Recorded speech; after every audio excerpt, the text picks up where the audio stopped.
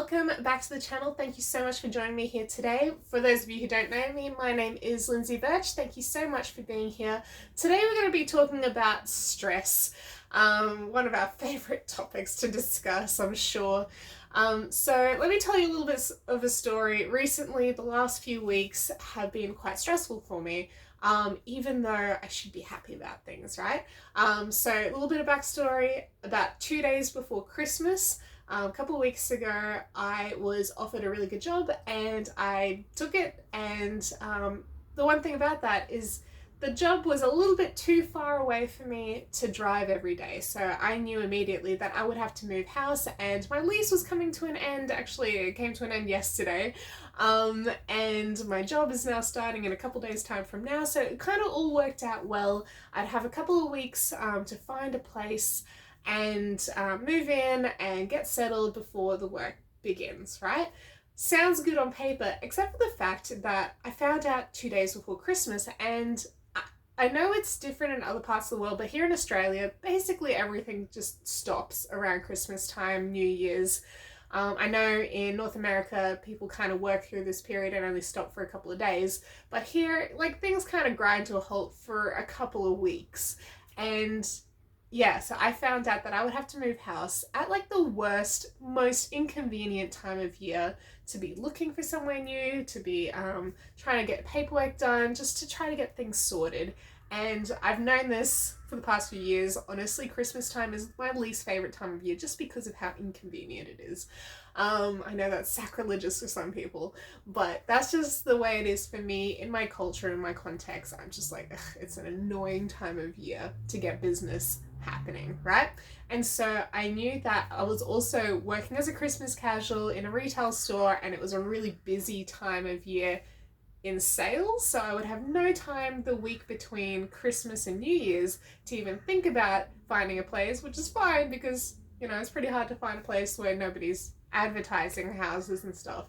So I just knew that there was a lot of pressure, a very strict time sensitive sort of time limit on making things happen, and I just had this very narrow window of time to find a place, and it felt like a lot of pressure. And so these last couple of weeks I've been thinking about this, trying to make stuff happen, spending all my free time either packing or looking online, trying to find a place, asking friends and family, do you know anyone in that area that I could stay with? Like, just doing anything I could think of to make this happen. And there was just a lot. It was just a tense time. And so there would be moments where I would, you know, be coming across stressful situations on top of this whole situation, phone calls with people from the government or whatever it was, and just trying to make things work. And sometimes things were just a little bit extra difficult. And so, yeah, there would be moments where I was a bit overwhelmed and the stress was too much for me, and I would just kind of break down and cry for a bit. And I remember one of these times where I was dealing with a very intense situation, and, you know, with this whole backdrop of things going on behind me, yeah, I removed myself and I just cried, and I was saying to myself, I can't do this. This is too much. It's too hard. And then I caught myself and I stopped myself and I was like, actually, no, I can't do this. I know that God is with me. I know that God has a plan. I know He's got it all sorted already. I just have to wait and trust in Him. And honestly, having that firm foundation and that lived experience that I have with God, where I know He's always come through for me in the past, and yeah, He's always provided my needs, that really helped me bounce back quite quickly from this situation, where in previous years when I've come across stressful situations, I would be knocked out for a little while. Honestly, I would be crying about something for a few days. I would just be upset. My day would be ruined, and that would be the end of that. But in these last couple of weeks, when there have been extra stressful moments, yeah, I've really just turned to God and remembered that He's promised to take care of me. He is my loving Father. He's got everything prepared. He has my best interests at heart, right?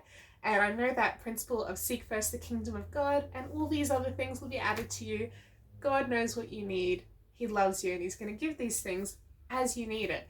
And so with this all playing in the back of my mind, it really helped me calm down and get on with my day a lot quicker.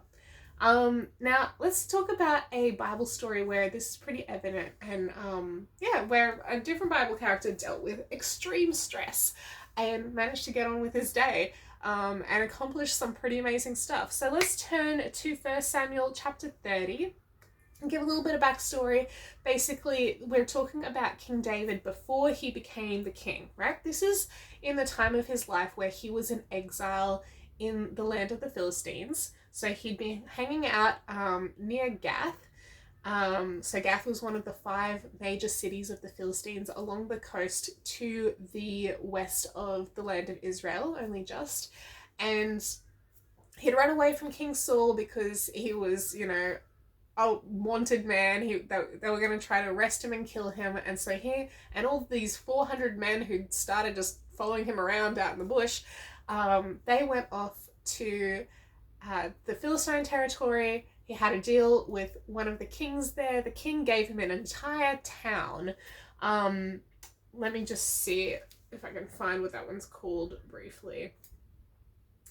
Yeah, so in chapter 27 it talks about David is allied with the Philistines. So he went to Achish, king of Gath, and Achish gave him the town of Ziklag. Okay, so he goes and lives in this town of Ziklag. It's right down the south of the Philistine territory. It's pretty close to the land of Judah in Israel.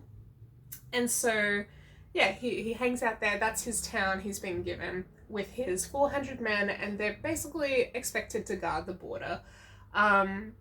And while he was there, he would be attacking the Amalekites and, just kind of cleaning up the territory of, these enemies of the Israelites, as well as the enemies of the Philistines.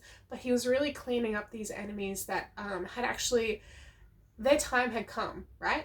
God wanted the Amalekites to experience judgment because of the way that they treated the Israelites way back during the wanderings in the wilderness, and now it was time for that judgment to be pronounced on the Amalekites. And so that was part of David's job. Even though he wasn't in the land of Israel, he wasn't even the king or anything, he was given this place, and he spent that time cleaning up the Amalekite problem. Now, that took a lot of time and effort and various raids and military, tactics and things like that. And so it wasn't like in one fell swoop that this all happened.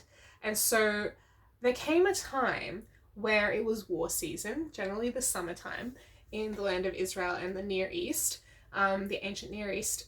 The people, like the kings of the various nations, they would go to war during the summer. And so it came time where the Philistine army wanted to go to war with the Israelite army. This would happen pretty much on a yearly basis. And David is living in Philistine territory. He's got military men with him, and he's a little bit concerned, like, am I going to have to go and fight my countrymen because now I'm sort of on the Philistine side? This feels super weird. And so he's ordered to come along to be a part of the Philistine army and stand against the Israelites. But when he gets there, the other Philistines, remember, I don't know if you remember this part of the story earlier in the book of 1 Samuel, but there's women chanting that Saul has slain his thousands and David his 10,000s. And surely this kind of slogan, this slang, this chant wasn't just known in the Israelite territory, it was also known in the Philistine territory. And so I bet most of the Philistines up north in the other 4 cities, or possibly in all 5 of them, were a bit concerned, like, why do we have David with us, who's killed a bunch of us? Like, we don't like this idea, right?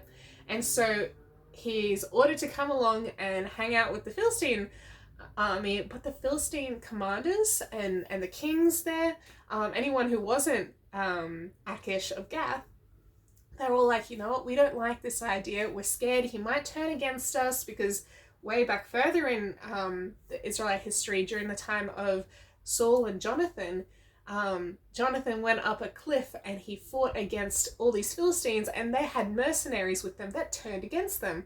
And so they're like, we've had mercenaries with us before who have turned against us in this Philistine army. We don't want to have a repeat of that. So how about we just get those mercenaries, those Israelite mercenaries, when we're about to go to war with the Israelites. This is sounding oddly familiar. We don't want that to repeat. So send David away. They tell Achish of Gath, send him away. We don't want him here. Send him back where he came from. And so David's had to march all of his men all the way up north where they were going to have the battle. And now he's being told, we don't want you anymore. Go march back down to where you came from. So he goes. He's probably got mixed feelings about the whole situation. And so when he goes back, not a single one of his military men were left behind to guard the southern border at Ziklag. And so now the Amalekites, who he's angered by all of his various raids recently, and he's been killing them off one by one, picking them off in various battles, they've actually come while he's away for a couple of weeks, walking north and then walking back south again. In that time he's gone, the Amalekites have come into his town and taken everyone who was left. All the older men, all the elderly people, the weak people, the women and the children, they've all been taken and the place has been burnt to the ground. And the men of David's army think, oh no, our entire families have either been killed or taken as slaves or burnt or whatever it is. Like they've been doomed. Like what's happened?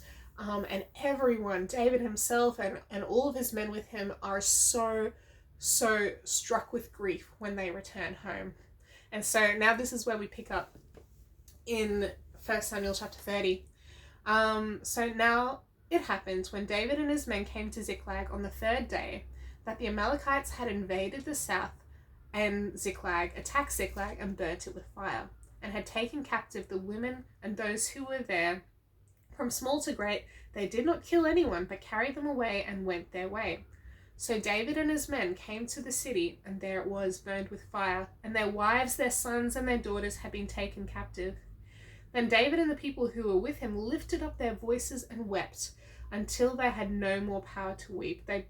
They cried until they were too exhausted to cry. They completely exhausted every tear in their body.